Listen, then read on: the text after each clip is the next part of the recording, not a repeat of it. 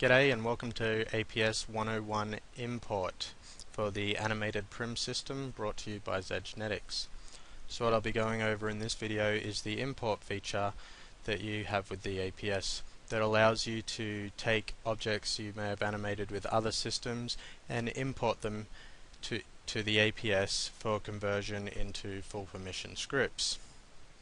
Or even if you just want to edit an old APS setup and redump the scripts, you can do that as well. So you'll see here I've got the box that I set up in the demonstration video, and I'm actually going to re-import the animation I created in that as a demonstration. So you'll see if I edit the box here, I've got the frame script and the trigger script in there from the demonstration, and just to show you that it's the same one, I'm just going to touch it real quick there and you'll see that it animates. Okay, now before I begin, I'm actually going to, depending on what you're using, what you're importing will depend on whether you do this, but for the APS I'm going to remove the trigger script there, so I'm just going to delete that, but I need the frame scripts obviously.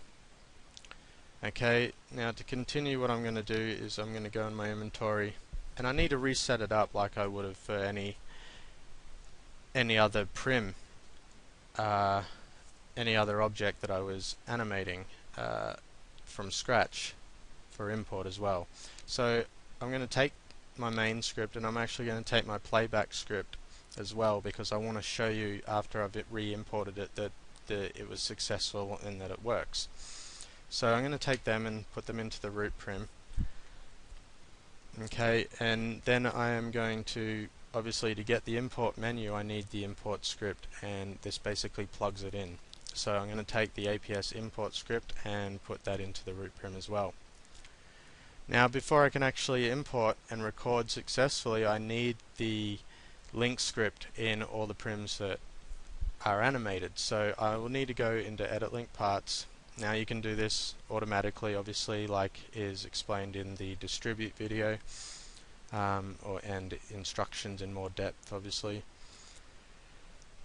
So, but because I've only just got the one prim here like in the demonstration, I'm just going to take the APS link script and put it in there manually. Okay, and then I can close them down.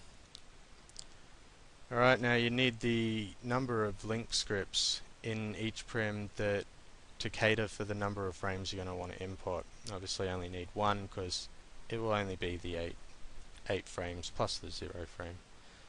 So now when I touch it there, I'll get the menu up and you'll see I've got an import button, no frames recorded, so that's a good thing, and I'm going to go import. Okay, and you'll get a dialog and it asks you to select the animation type you're importing. So basically the system that you created the object with, what one did you use, and that's what it's asking. Now depending on what one you choose, what one you're importing from, will depend on the following questions it will ask to know how it's got to import, such as like keywords or animation names, how many frames that you have importing and such. And so because I'm animating from the APS, now first obviously I can do the APS, so I can re-import old APS setups if I want to re-edit them. So you have something you did a while ago and you go, oh, I'd like to edit this, change it up, make it better, add some frames, edit that one, or what have you, you can. Or with any other system too. Current systems it supports is zPup, zFire Prim Animator, which to my understanding is no longer available and no longer works, I believe. But also Prim Puppeteer, it imports from both the free and the vendor edition setups.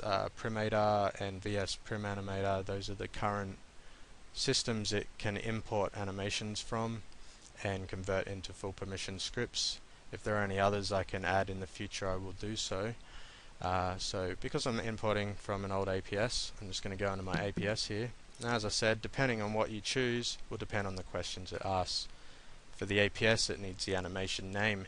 Now if you remember in the demonstration video, I set the animation name as bounce. So I need to put that in there, and it's case sensitive, so I need to make sure I get it in there the same. So bounce, and I can submit that.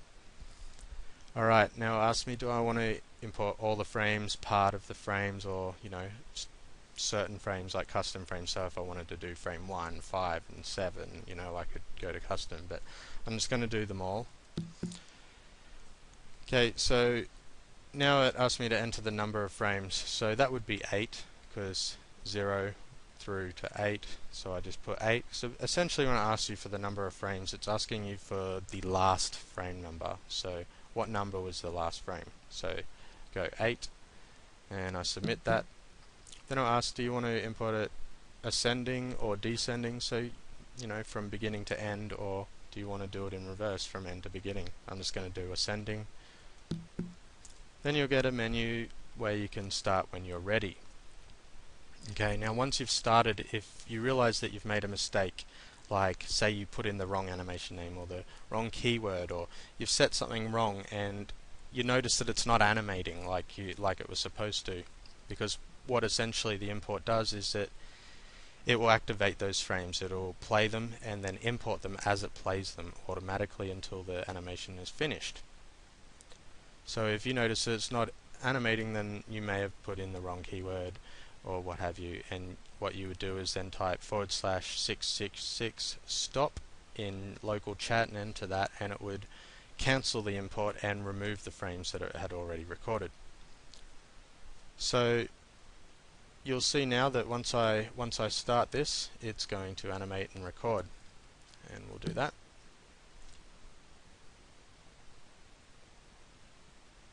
And as you see, it's doing it all automatically, going through the frames and recording them. Once the import is complete, it'll give you back the main menu. Now you'll notice the import button is gone, and the reason for that is that once it's finished importing, it will remove the import script from your root prim as you no longer need it. Now obviously if you want to go back to import again after a successful import, you can just put the import script back into the root prim and you'll get the button again and can continue. Alright, so then you can obviously then finalize and dump your full perm scripts, but to show you that that actually worked, I'm going to go into playback here, and you'll notice now that if I scroll through, all the frames were recorded successfully into the APS again. Alright, and let's just loop that through and you'll see it play. There you go. Alright, so that is the import feature of the APS. It should come in pretty handy, depending on what you're doing. At any rate, even if you don't have any of the other systems that you want to import from, it's a great feature to be able to import old APS to if you want to make any changes to them.